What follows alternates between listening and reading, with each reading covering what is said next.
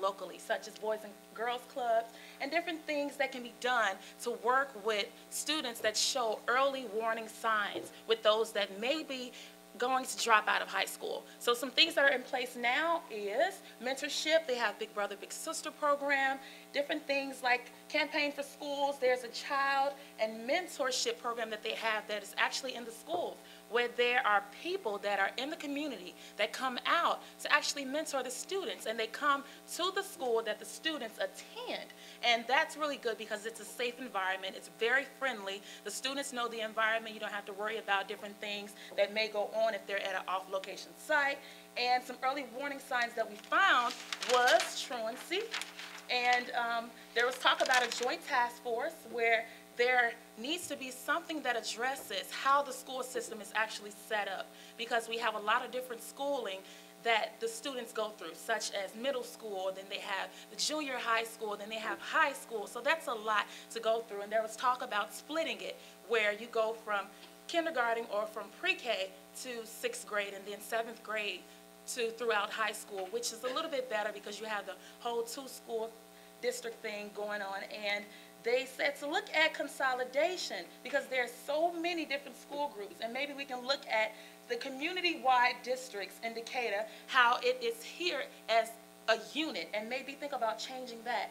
And maybe we can look at some international models of education, and someone talked about how we look for those that do the best in different things, and we look at them and say, well, this is the path that we should be going on, but we don't really do that in education. We don't look at who's succeeding and say, let's go in that path, but that was mentioned in our discussion.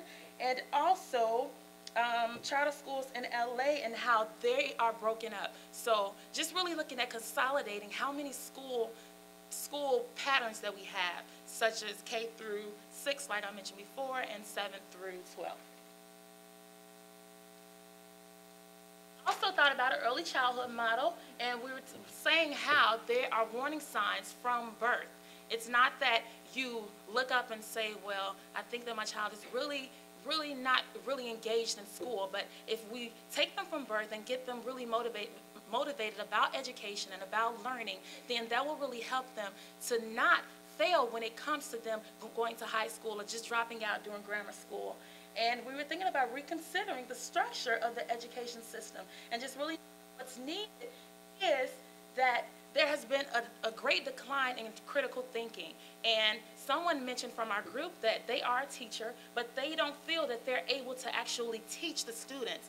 They feel that they have to really teach them to be prepared to take the test, which is, there's no freedom in that. So if you're a teacher and you're constantly worried about, I have to get these students to pass the test, when do you really have time to teach them? You really don't. The only thing you're really teaching them is how to pass the test, because you are being measured by that standard. So just stopping with the whole kill and drill and the whole rote memorization type things that we often go through in school, memorizing the multiplication facts, not understanding where that comes from, not understanding how reading relates to life, how math relates to life, then I think that if the whole teaching structure is just kind of revamped so that teachers have the freedom to teach, then they'll be able to keep the students engaged throughout their whole education career, and then they'll be able to be very successful in life.